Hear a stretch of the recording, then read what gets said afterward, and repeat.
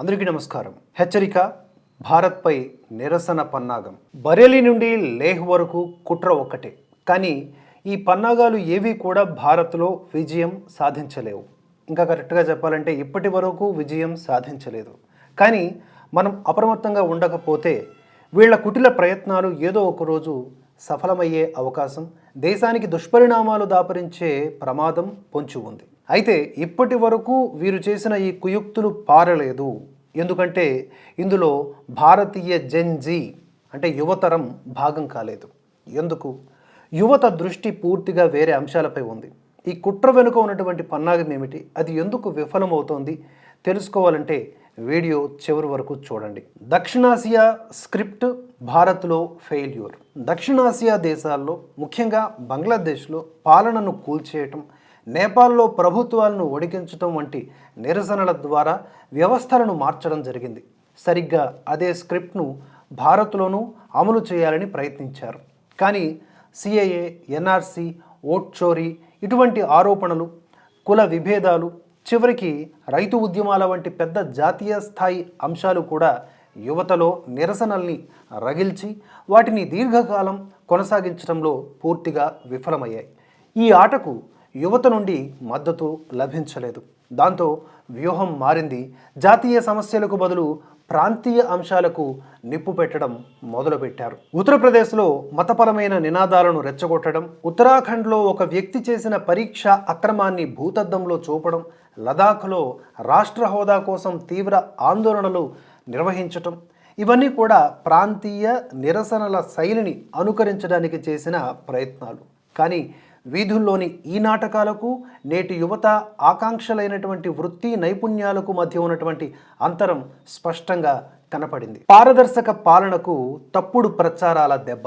ఎన్నికల సంఘం వంటి కేంద్ర సంస్థలపై దాడి చేయడం అనేది ఏమాత్రం నిజం లేని విషయం. ప్రభుత్వం అనుసరించినటువంటి పారదర్శకత విధానాల వల్ల ప్రజలకు అన్ని విషయాలపై స్పష్టమైన సమాచారం అందుబాటులో ఉంది. అందుకే ప్రజలు ఈ తప్పుడు ప్రచారాలను నమ్మలేదు. దాంతో నిరసనల వ్యూహకర్తలు తదుపరి స్థాయికి వెళ్లారు. సోనం వాంగ్చుక్ మలుపు, అంతర్జాతీయ దృష్టి. సోనం వాంగ్చుక్ ఉదంతం ఈ వ్యూహాత్మక మార్పుకు అద్దం పడుతోంది. లదాఖ్లో పరిపాలనాపరమైనటువంటి మార్పులను ఒకప్పుడు ప్రశంసించినటువంటి ఆయన 2025 నాటికి పూర్తిగా మారిపోయి ఉపవాసాలు, మార్చులు చేస్తూ రాష్ట్ర హోదా కోసం డిమాండ్ చేశారు. నిరసనలు హింసాత్మకంగా మారాయి. ఆయన ఎన్జిఓ యొక్క FCRA లైసెన్స్ రద్దయింది. విచారణలు మొదలయ్యాయి.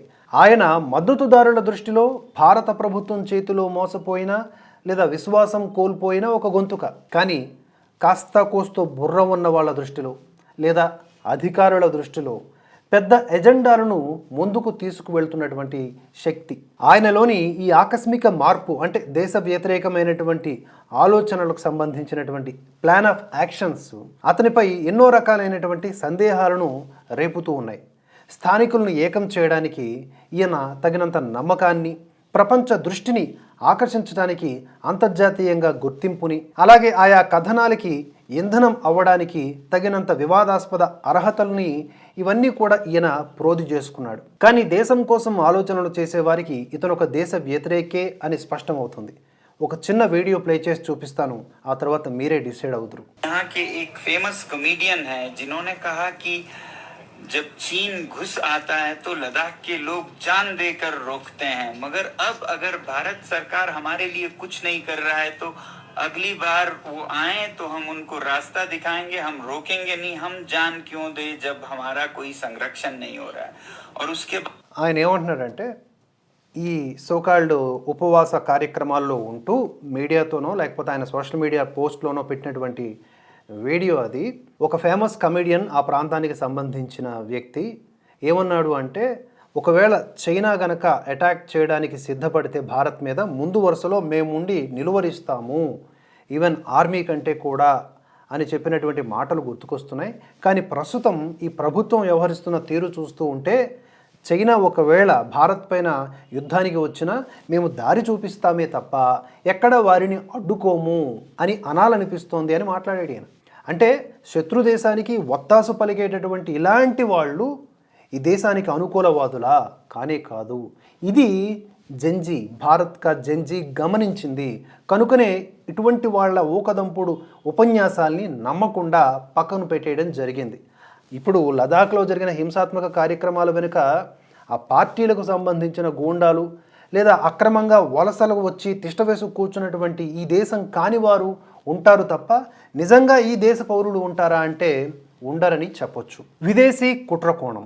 వాంగ్చుక్ విదేశీ పర్యటనలు, సంబంధాలు, పాకిస్తాన్ పర్యటన, బంగ్లాదేశ్లో ప్రచారం, ప్రపంచ వేదికలపై అడ్వకసీ ఇవన్నీ పైకి చూస్తే కేవలం ఒక పర్యావరణ దౌత్యంలా కనిపిస్తుంది. కానీ సమయపాలన ఇక్కడ కీలకం. స్థానిక అశాంతి చెలరేగుతున్న సమయంలోనే అంతర్జాతీయ స్థాయిలో గుర్తింపును పెంచుకోవడం మనకి ఇక్కడ అనుమానాలకు తావిస్తోంది. మరోసారి అక్కడ ఉన్నటువంటి అడ్మినిస్ట్రేషన్ని సమస్యాత్మకం చేసి రోజువారీ పాలనాపరమైనటువంటి విషయాల్ని పూర్తి స్థాయిలో స్తంభింపచేసేటటువంటి అలాంటి ఉనికికే ముప్పు తెచ్చే అత్యవసర కథనాల్ని ఈయన అందిస్తూ ఉన్నాడు అక్కడ నిలబడి. స్క్రిప్టు పాతదే. జాతీయ అంశాలు ప్రజలను ఏకం చేయకపోతే అంతర్జాతీయ వాయిస్ ద్వారా ప్రాంతీయ సమస్యలను తీవ్రం చేయండి, వాటిని ప్రపంచ స్థాయిలో ప్రచారం కల్పించండి, ఇవే స్క్రిప్ట్స్. ఈ చిన్న నిప్పు పెద్ద మంటగా మారుతుందేమో మరి మనం చూడాలి. ఇక తరువాత ఐ లవ్ మొహమ్మద్ నిరసనలు. ఇది కొత్త పద్ధతి.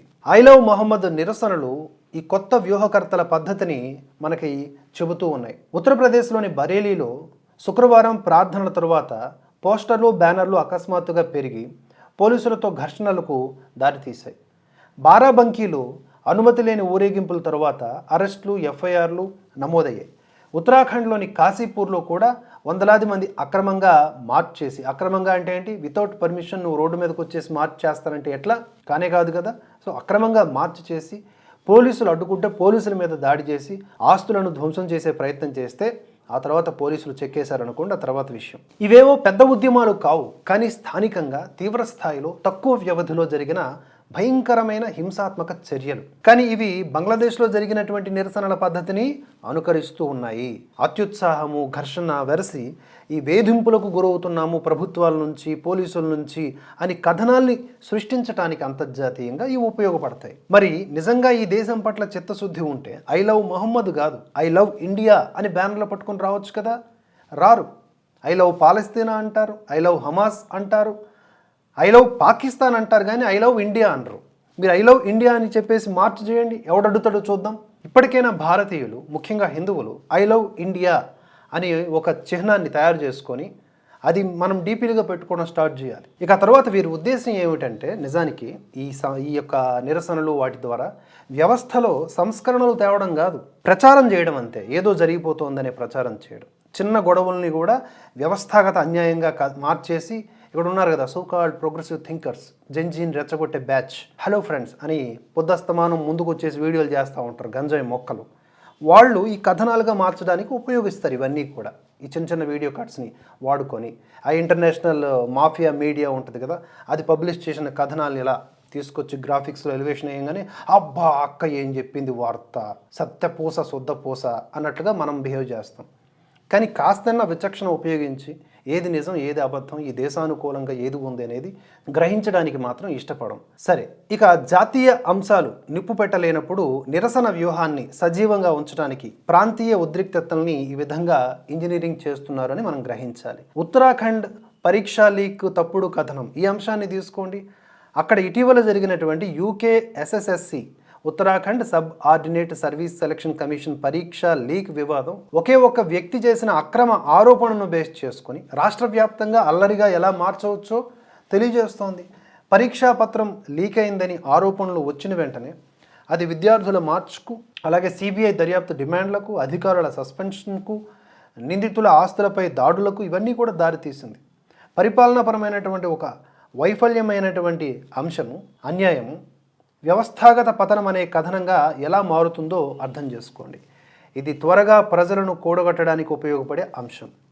పన్నాగం ఏంటి ఇక్కడ, ఒక భావోద్వేగ ఇష్యూ తీసుకురావడం, దాని ఆధారంగా సోషల్ మీడియా ప్లాట్ఫామ్లలో విస్తృతంగా ప్రచారం చేయడం, తద్వారా ప్రేక్షకుల్ని అది ఒక వ్యవస్థ కూలిపోతున్నటువంటి దృశ్యంగా చూపించడం. ప్రేక్షకులు అంటే మిగతా వాళ్ళు. ఇక్కడ జెంజీ ఎటువైపు దృష్టి సారిస్తోంది అంటే భారత్ కా జెంజీ నిరసన వ్యూహకర్తల ప్రధాన వ్యూహం ఇక్కడే తప్పుతోందన్నమాట. కొన్ని సర్వేలు చెబుతూ ఉన్నాయి, భారతదేశంలో ఉన్న యువత నైపుణ్యాల్ని నేర్చుకోవడం కోసం, లేదా ఉద్యోగాల సృష్టి కోసం, లేదా ఆ ఉద్యోగాలకు సంబంధించినటువంటి క్వాలిటీస్ క్యాపబిలిటీస్ పెంచుకోవడం కోసం ఇష్టపడుతోంది. ఆ విధంగా ట్రైనింగ్ అవ్వాలనుకుంటోంది. వారానికి ఒకసారి కొత్త కొత్త విషయాల్ని దానికి సంబంధించి తెలుసుకుంటోంది. ఫ్రీలాన్సర్లుగా పనిచేస్తూ ఉన్నారు. స్టార్టప్ వ్యవస్థాపకులుగా మారడానికి ఇష్టపడుతూ ఉన్నారు. భారతదేశంలోనే ప్రపంచంలోనే అత్యధికంగా యూనికార్న్ కంపెనీలు కూడా ఉన్నాయి. వెంచర్ క్యాపిటల్ నిధుల్ని కలిగి ఉన్నటువంటి దేశం కూడా మనదే. చాలామంది యువ భారతీయులకు కెరియర్లు ఈ ఆర్టిఫిషియల్ ఇంటెలిజెన్స్, దాని రిలేటెడ్ నైపుణ్యాలు లేదా దాని రిలేటెడ్ స్టార్టప్స్ ఇవి అత్యంత ప్రాధాన్యంగా ఈ భారత్ కా జంజీకి కలిగి ఉన్నాయన్నమాట. అందుకే ఈ కుల ఆధారిత పిలుపులు, ఓట్ చోరీ గ్యాంగ్ డ్రామాలు ఇవన్నీ కూడా వర్కౌట్ అవ్వట్లే. ఈ రాజకీయ ఈ పొలిటికల్ స్క్రిప్ట్లు విజయవంతం కాలేకపోతూ ఉన్నాయి. సామూహిక ఆందోళనలు, ఇంకా కరెక్ట్గా చెప్పాలంటే రాజకీయ స్వార్థపు ఆటలకు ఇంధనం అవ్వాల్సినటువంటి తరం ఇంధనం కాకుండా ఈ భారత్ని ఎలా ముందుకు తీసుకువెళ్ళాలి, భారత్ని ఎలా ప్రతిష్టను ఇనుమడింప చేయాలి అని చెప్పేసి ఆ ఆలోచనలో బిజీగా ఉంది మ్యాక్సిమం యువత. ఇంకొంత యువత సోషల్ మీడియాలో వస్తున్న వార్తలను ఇలా స్క్రోల్ చేసుకుంటూ బిజీగా ఉంది. కనుక ఇక్కడ మన లక్ష్యం ఏం కావాలి, భారత్ 2047 లక్ష్యం అనేది మనం దృష్టిలో పెట్టుకుంటే జాతీయ కథనాలు పనిచేయనప్పుడు స్థానిక స్థాయిల్లో సమస్యలకు నిప్పు పెట్టండి, వాటికి ప్రచారం కల్పించండి, అవే పెద్ద నిరసనలుగా మారాలి అని చెప్పేసి ఆశిస్తూ ఉన్నారు. కనుక వాళ్ళకి వ్యతిరేకముగా మనం కూడా పనిచేయాలి. సోనం వాంగ్చుక్ ఎఫ్సిఆర్ఏ సిబిఐ చర్యలకు గురైనప్పుడు, ఐ లవ్ మహమ్మద్ వంటి గొడవలు, ఉత్తరాఖండ్ పేపర్ కుంభకోణం ఇవన్నీ కూడా ఒకదాని వెంట ఒకటి మరొకటి వచ్చాయి. ఒకటి ఫెయిల్ అయితే ఇంకొకటి. కానీ భారతదేశ యువత కేవలం నిరసనలకు పరిమితం కాలేదు. వారు బిల్డర్లు, కోడర్లు, అలాగే వ్యవస్థాపకులు, ప్రభుత్వం కూడా భారతీయ యువత 2047 నాటికి అభివృద్ధి చెందిన భారత్ కథను రాసేలా అన్ని చర్యలు తీసుకుంటోంది. గత 10 ఏళ్లలో తీసుకుంటే భారతదేశం ప్రపంచంలోనే 4వ అతిపెద్ద ఆర్థిక వ్యవస్థగా ఉంది. 3వ అతిపెద్ద స్టార్టప్ పర్యావరణ వ్యవస్థగా ఎదిగింది. ఉత్పాదక రంగంలో, సాంకేతిక రంగంలో ప్రపంచాన్ని ఆకర్షిస్తోంది. అందుకనే ఈ నిరసనల పన్నాగాలు భారత్లో విజయవంతమయ్యే అవకాశం లేనే లేదు. కానీ అప్రమత్తంగా ఉండాల్సినటువంటి అవసరం ఉంది. మీరేమనుకుంటున్నారో కామెంట్స్ రూపంలో తెలియజేయండి. జై హింద్, జై భారత్.